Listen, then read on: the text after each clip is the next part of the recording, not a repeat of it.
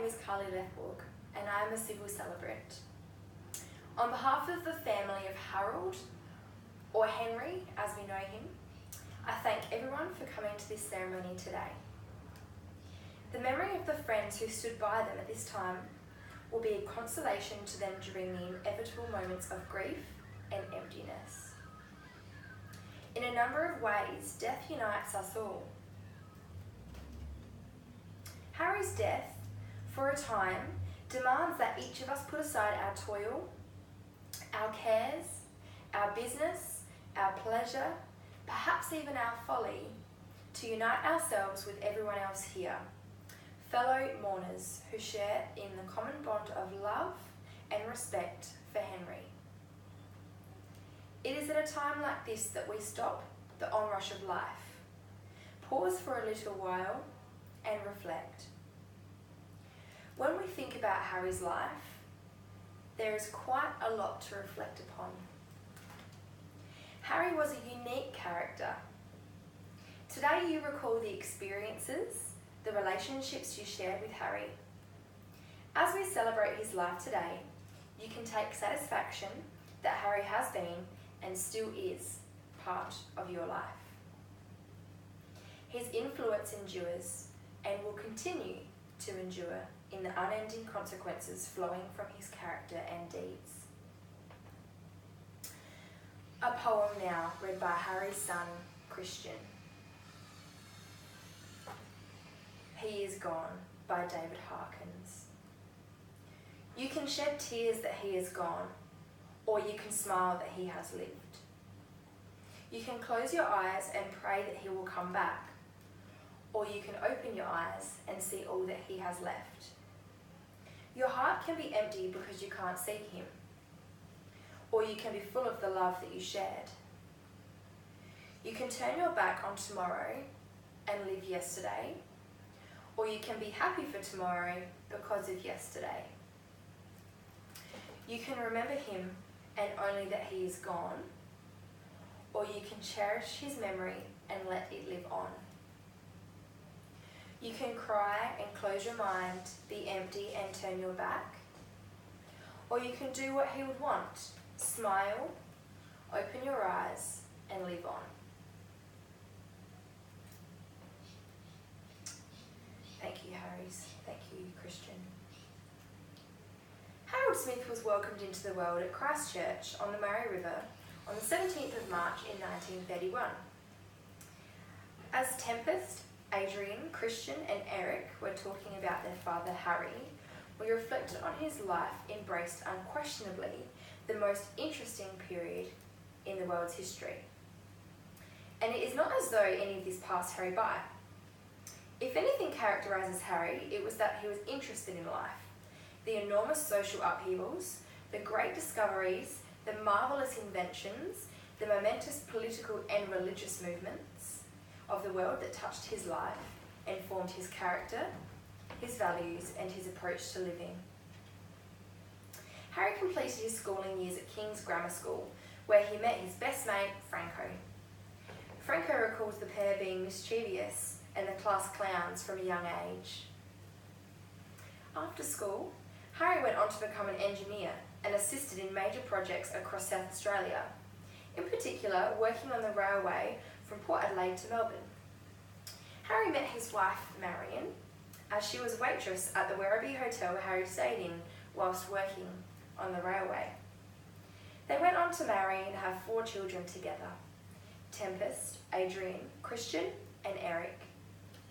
The pair's children recall happy childhood years playing backyard football and cricket and many eventful camping trips along the Murray River.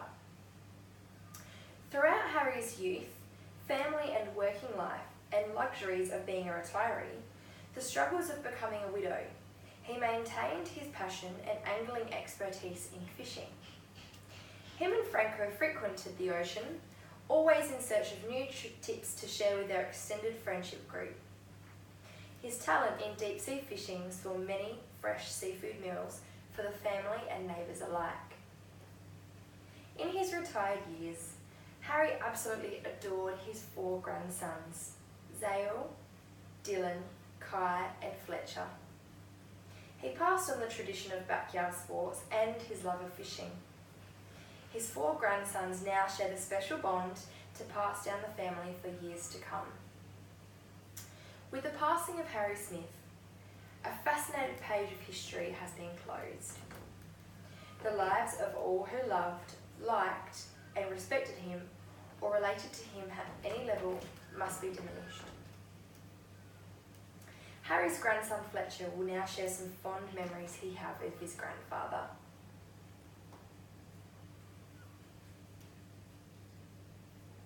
Thank you, Fletcher. Harry's dearest friend, Franco, will now share with us some of his remembrances.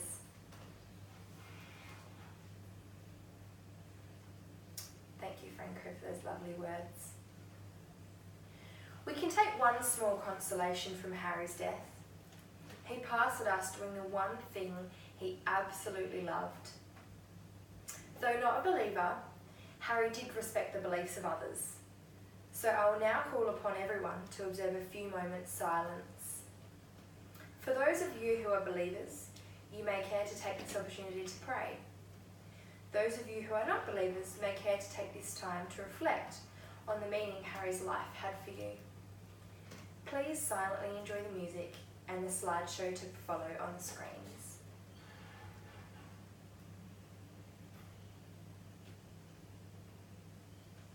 As some of you may know, Harry will be privately cremated later, so I will say the words of committal now.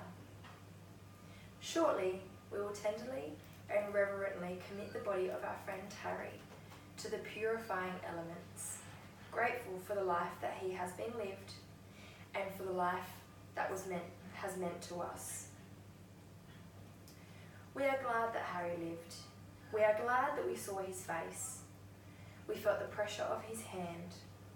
We cherish the memory of his words and deeds and character.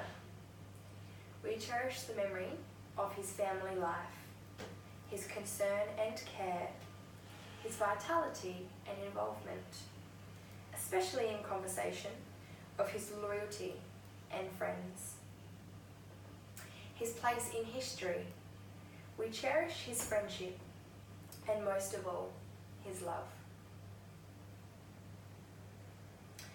The family would like to invite everyone back to their family home for afternoon tea at 27 Hilford Way, Cherry Hill from 1:30 p.m. Please allow the family to exit before making your way to say final goodbyes. As we continue to reflect on special memories shared with Henry, I leave you with some closing words.